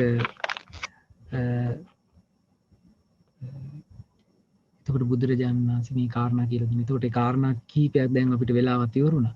නමුත් මම කියන්නම්කෝ මුලින්ම බුදුරජාණන් වහන්සේ දේශනා කළ කාරණා පහක් ජීවිතයේ දැනුම ලැබෙන්නේ මොකද්ද? සද්දා, රුචි, අනුස්සව, ආකාර පරිවිතක්ක, දිට්ඨි නිජ්ජානක්කත්ති. එතකොට ඒ පහ එහෙම තිබ්බට සත්‍ය රකින්න කෙනා ඒවා මේවම ඇත්ත කියලා කියන්න එපා කියනවා. ඒ ලැබිච්ච විදිහට කියන්න කියනවා. හැබැයි ඒ කියන්නේ සද්ධාාවක් ඇති වුණා මට මෙහෙම සද්ධාාවක් ඇති වුණා කියලා කියන්න කියන. ඒක තමයි සත්‍ය රැකීම කියනවා කියන්නේ. හැබැයි සත්‍ය අවබෝධය කියන්නේ ඒක නෙමෙයි කිව්වා. සත්‍ය අවබෝධය කියන්නේ මොකක්ද කියන එකට බුදුරජාණන් වහන්සේ දේශනා කළේ යම් කෙනෙකුට බුදු කෙනෙක් හරි බුදුරජාණන් වහන්සේගේ රහත් ශ්‍රාවකෙක් හරි මුණ ගැහෙනවා. එතකොට බලන්න කියනවා රාගයක් තියෙනවද මෙයා මල්ල මාව රැවටෙන. ද්වේෂ මෝහ තියෙනවද කියලා. ඊට පස්සේ ඒව තුනම නැත්තම් එයාව විශ්වාස කරන්න කියනවා. ඔන්න එයා විශ්වාස කරද්දී එතන පිළිවෙලට තියෙන එයා ළඟට යනවා කියනවා. එයා වැසුරු කරනවා කියනවා. එයාට කන් යොමු කරනවා කියනවා. කන් යොමු කරනකොට ධර්මය අහනවා කියනවා. ධර්මයේ මතක තියා ගන්නවා කියනවා. ඒවා අරුස්සී කරනවා කියනවා. අවබෝධ කරනවා කියනවා. ඒ ධර්මයේ ඊට පස්සේ පුරුදු කරන්න උත්සාහ කරනවා කියනවා. ඊට තුලණය කරනවා කියනවා. බහුල වශයෙන් පුරුදු කරනවා කියනවා. බහුල වශයෙන් පුරුදු කරද්දී ධර්මය අවබෝධ කරනවා කියනවා. අන්න ඒක තමයි කියන සත්‍ය අවබෝධය. සත්‍ය ආරක්ෂා කිරීම වෙනත් එක, සත්‍ය අවබෝධය වෙන එක, සත්‍යයට පැමිණීම කියන්නේ තවත් එක. සත්‍යයට පැමිණෙන්නේ කොහොමද? ওই ධර්මයන්ම නැවත නැවත පුරුදු කරනවා. මොන ධර්මයන්ද? ශ්‍රද්ධාව, ඇසුරු කිරීම, සවන් යොමු කිරීම.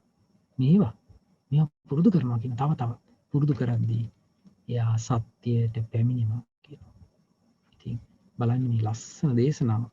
එතකොට මේ කාපටි අන්තිමේදී කියන අනේ බුදුරජාණන් වහන්සේ ඉස්සර අපි කීවේ මේ හිස් මුඩු කරගත් ශ්‍රමණයෝ මේ බ්‍රාහ්මණයාගේ පිටිපස්සෙන් ඉපදිච්ච අය මේ කියලා දොස් කියනවා කියනවා. හැබැයි බුදුරජාණන් වහන්සේ අද මට බුදුරජාණන් වහන්සේ ගැන ප්‍රේමය ඇති කළා කියනවා.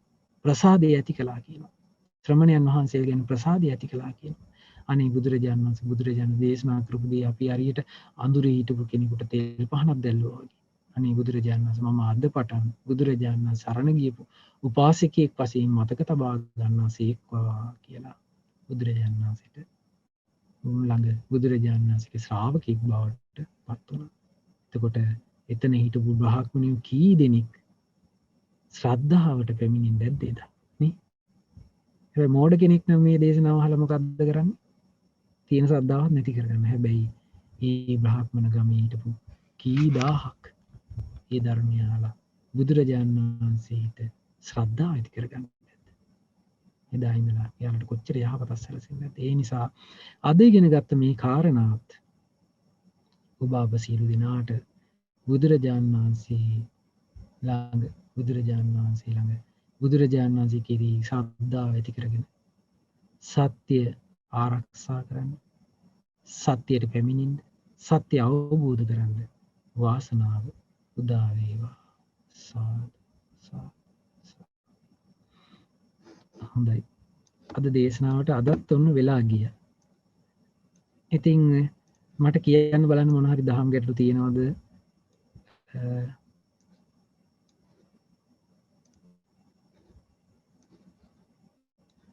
ගැටලු කිහිපයක් තියෙනවා. පොඩ්ඩක් මම බලන්නද?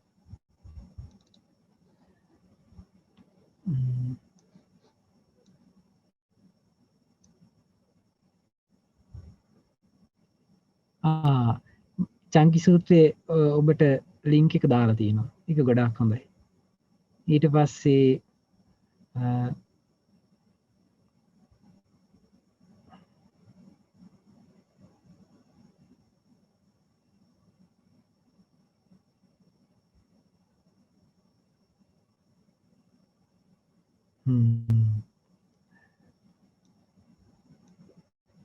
තව ලස්සන ප්‍රශ්නයක් අහලා තියෙනවා. මේ සතියේ සෑම දිනකම විශ්වවිද්‍යාලයේ කටයුතු සිදු කරන්න ඉගෙන ගන්න කටයුතු කරන්න තියෙන නිසා ධර්මයේ ශ්‍රවණය කිරීමේ අවස්ථාව අහිමි වෙලා තියෙනවා කියලා. ඒ නිසා අපට ඒ වැඩ කටයුතු වල නිරතව ඉන්නකොටත් ඉන්න ගමම්ම දිනපතා පුරුදු කරන්න වැදගත් කරන කරුණු කීපයක් සඳහන් කරන්න පුළුවන්ද පින්න ස්වාමීන් වහන්සේ කියලා අහනවා. ඉතින් අපට පුළුවන් වෙලාවට ඒ වැඩ කටයුතු කරන අතරේ වුණත් අපි වැඩ කටයුතු කරන අතරේදීත් අපි වෙලා විශේෂයෙන් මේ කරන කටයුත්ත සම්බන්ධයෙන් අවධානය යොමු කරගෙන ඉන්න ඕනේ. හැබැයි අපිට පුළුවන් වෙලාවක අපි වෙනත් දේවල් කල්පනා කර ඉන්නවා නේද? අන්න ඒ වෙනත් දේවල් කල්පනා නොකර අපිට පුළුවන් වෙලාවට බුදුරජාණන් වහන්සේ ගැන සිහි කරමින් ඉන්න පුළුවන් නම්, ධර්මය ගැන සිහි කරමින් ඉන්න පුළුවන් නම්, සංඝ රත්නය ගැන සිහි කරමින් ඉන්න පුළුවන් නම් ඒක අපට යහපත. ඊළඟට අපි රකින්න සීලය ගැන, ත්‍යාගය ගැන, ඊට පස්සේ අපිට ඒව සිහි කර ඉන්න පුළුවන් නම් ඒක අපිට ගොඩක් යහපතක්. අපි ගිය පාර ඉගෙන ගත්තේ නේද? අන්න ඒ විදිහට මහා නාම සූත්‍රයේ විදිහට අපි ඒ විදිහට ධර්මයන් සිහි කරගෙන ඉන්න පුළුවන් නම් අපේ ජීවිතයට යහපතක්. ඒ විදිහට කරමු. හැබැයි ඉතින් පුළුවන් හැම වෙලාවම ධර්මයේ ශ්‍රවණය කරන එක වැදගත්. ධර්මයේ ශ්‍රවණය කිරීමෙන් තමයි ඊටු ඔක්කොම යහපත් වෙන්නේ නේ, යහපතක් සැලසෙන්නේ. ඒ නිසා අපිට මේ දවසේ ගොඩාක් වෙලාවක් ඉගෙන ගන්න කටයුතු කැප කරන්න වෙයි. නමුත් හැම වෙලාවෙම නෙමෙයි කියලා මතක තියාගන්න. හැම වෙලාවෙම නෙමෙයි. ඒ නිසා අපිට පුළුවන් වෙලාවක අපි එහෙම ධර්මයේ ශ්‍රවණය කරන්න පුළුවන්, ධර්මයේ කියවන්න පුළුවන්. දැන් මේ චංකි සූත්‍රය කියවන්න පුළුවන්. ඊට පස්සේ ඊළඟ එක තමයි තව ප්‍රශ්නයක් අහලා තියෙනවා.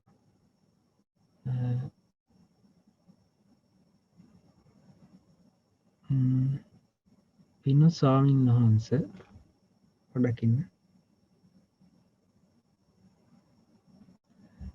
පින්වත් ස්වාමීන් වහන්සේ යම් භික්ෂුන් වහන්සේ නම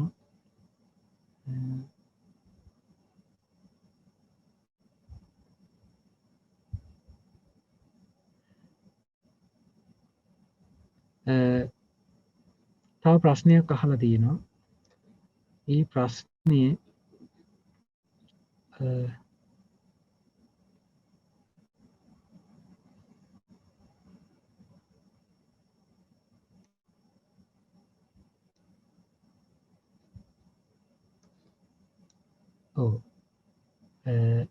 ඒක වැරදි. ඒ කියන්නේ මෙහෙම ප්‍රශ්නයක් අහනවා. මම යහපු විදිහට මම කියන්නම්කෝ.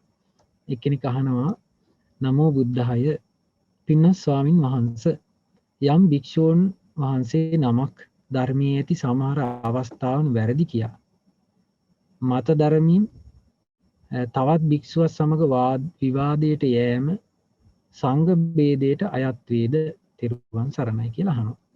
ඒක මෙහෙම අපි මේ ප්‍රශ්නේ හරියට අහමුකෝ. මෙහෙමයි. පින්වත් ස්වාමීන් වහන්සේ යම් භික්ෂූන් වහන්සේ නමක් ධර්මය ප්‍රකාශ කරනවා ධර්මයේ නැති විදිහට. හරිද? ධර්මයේ සඳහන් නොවන විදිහට ධර්මයේ විකෘති කරමින් යම් කෙනෙක් ධර්මයේ දේශනා කරනවා. අන්න ඒ වගේ ධර්මයේ කියන භික්ෂුවක් සමග ඒ ධර්ම කාරණාව කියන කාරණාව වැරදියි කියලා ප්‍රකාශ කිරීම සංඝ භේදයට හේතු වෙන්නේ. හරිද? හැබැයි විවාදයට ධර්මය ගන්න එපා කියලා තමයි බුදුරජාණන් දේශනා කරන්නේ. ඒතර යම් කිසි භික්ෂුවක් වැරදි විදිහට ධර්ම දේශනා කරනවා නම් ඒ භික්ෂුවට අපි අපි ද්වේෂයෙන් යට වෙන්නේ නැතුව අපි ධර්මයේ තුල පිහිටලා එයාට ඒ භික්ෂුවට මෙන්න මේ කාරණාව ආශ්‍රිතව මේ ස්වාමීන් වහන්සේ මෙන්න මේ කාරණාව තියෙන විදිය බුදුරජාණන් වහන්සේ දේශනා කරපු විදිය නෙමෙයි නේද? මෙන්න මේක මේ විදියට නේද තියෙන්නේ කියලා ප්‍රකාශ කිරීම කවදාවත් සංඝ භේදයට හේතු වෙන්නේ නැහැ. නමුත් සංඝ භේදය කියන්නේ පොඩි දේවල් අල්ලගෙන මේ අධර්මයේ මුල් කරගෙන භික්ෂුන් වහන්සේලා මේ සිල්වත්ව සමගිව ඉන්න ස්වාමීන් වහන්සේලා අතරින් පිරිසක් කඩාගෙන ධර්ම කාරණා මේ කියන්නේ කඩාගෙන යෑමට තමයි කියන්නේ සංඝ භේදය. ඒතකොට ඒ නිසා මේ හැබැයි විවාදයට ධර්මයේ ගන්න හොඳ නැහැ. ඊට පස්සේ පින්වත් ස්වාමීන් වහන්සේ භාවනා කරන හැම වෙලාවකම නිදිමත ගතිය එනවා ස්වාමීන් වහන්සේ. ඒ මග හරවා ගන්න කෙසේද?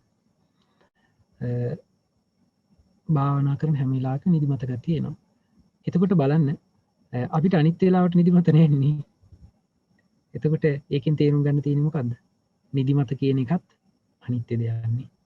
ඒක එතකොට අනිත්‍ය දෙයක් විදිහට තේරුම් අරගෙන අපිට නිදිමත නැතුව තවද හරි භාවනා කරන්න පුළුවන් වෙයි කියලා හිතාගෙන භාවනාවටම වීර්ය ගන්න. අපිට මේක ගොඩාක් විස්තර වශයෙන් ඉගෙන ගන්න තියෙන එකක් නිසා ඔබ මේ අනිතින් ඔබ නිතර ඔබ ධර්ම ශ්‍රවණය කරන්නේ අපේ අනිත් ස්වාමීන් වහන්සේ. අන්න ඒ ස්වාමීන් වහන්සේගෙන් මේ ප්‍රශ්නේ අහන්න. මේ කල්ැතුව මහන්න එතකොට සමහරලාවට පැයක් විතර මේ දේශනා මේ කාරණාවගෙන කියලදී. තව ප්‍රශ්නයක් තියෙනවා.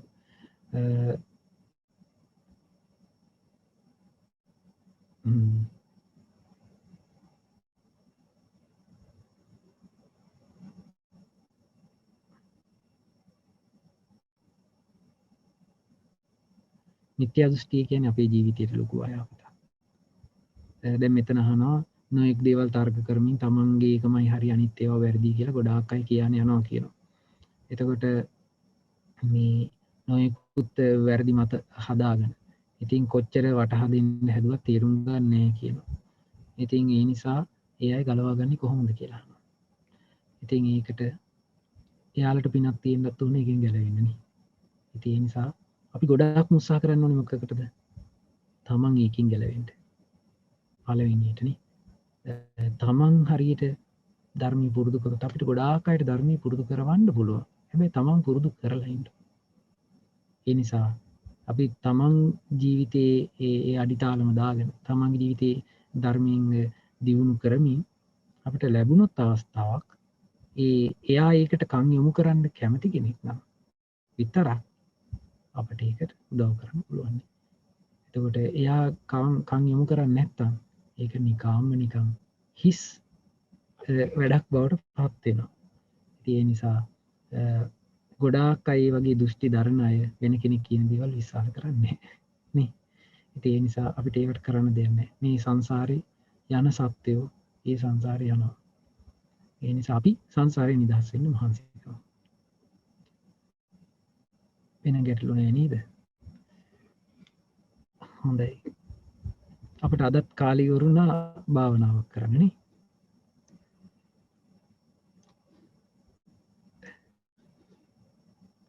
අද මේ දේශනාව ඉගෙන ගත්ත එක පොඩ්ඩක් ගැඹුරුයි.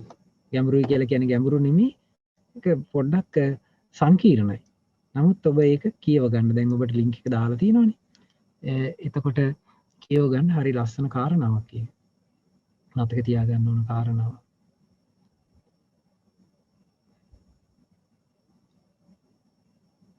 ලක්ෂිත මොකද කියන්නේ දැන් අපි ප්‍රශ්නං එපමණයි ස්වාමීන් වහන්සේ අපිට ලැබිලා. හොඳයි. එහෙනම් අපි අද වැඩසටහන ඉවර කරමු. අද දවසේ මේ විදිහට ධර්ම දේශනාවෙන් ධර්ම ශ්‍රවණයෙන් ඒ වගේම දහම් සාකච්ඡාවෙන් නොයෙකුත් පින් දහම් රැස් කරගත්තා. රැස් කළා වූ සීල පුණ්‍ය ධර්මයන් පින් කැමති සීල දෙවියන් අනුමෝදන් වෙත්තා. දෙවියෝ දිව්‍ය ආශීර්වාදයෙන් වැඩිත්තා. ශ්‍රද්ධාදී සීක බල ධර්මයන්ගෙන් වැඩිත්තා. දෙවියෝ උතුම් චතුරාර්ය සත්‍ය ධර්මය අවබෝධ කරගනිත්වා. සාදු සාදු සාදු. රැස් කළ සීල පුණ්‍ය ධර්මයන් අප නමින් මේ පරලෝකීය සීල ඥාතීන් අනුමෝදන් වෙත්තා. ඒ ඥාතීන්ගේ පරලෝ ජීවිත සුවපත් වේවා, සැපවත් වේවා. සංසාර දුකින් අත් මිදෙන්න මේ සීල පින් උපකාර වේවා. සාදු සාදු සාදු. ඒ වගේම රැස් කළ සීල පුණ්‍ය ධර්මයන් අපගේ ගුරු දේවෝත්තම කල්යාණ මිත්‍ර පින්වලක ස්වාමීන් වහන්සේ ඇතුළු මහමෙවුනා වාසී ලංකා වාසී ලෝක වාසී සීල පින්වත් ස්වාමීන් වහන්සේලා අනුමෝදන් වෙත්වා. උතුම් චතුරාර්ය සත්‍ය ධර්මය අවබෝධ කරගන්න මේ සීල පින් උපකාර වේවා. සාදු සාදු සාදු.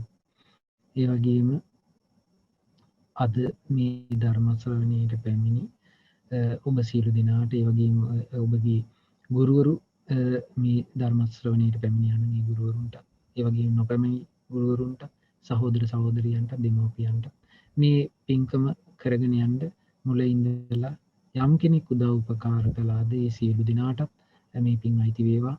සියලු දෙනාට නිදුක් නිරෝගී සුවපත් භාවය සැලසේවා. චිරජීවනයේ සැලසේවා. මේ ගෞතම බුදු සසුන තුලදී මුතුන් චතුරාර්ය සත්‍ය ධර්මය අවබෝධ කරගන්න මේ සියලු පින් උපකාර වේවා. සාදු සාදු සාදු. ආශිර්වාද කරනවා. අභිවාදන සීලිස්ස නිච්ඡං වද්දාපචායිනෝ චත්තාරෝ ධම්මා වඩ්ඩಂತಿ ආයුවන්නෝ සුඛං බලං ආයුරාෝග්‍ය සම්පatti සග්ග සම්පatti මේවච අතෝ නිබ්බාන සම්පatti මිනාති සමිජ්ජතු.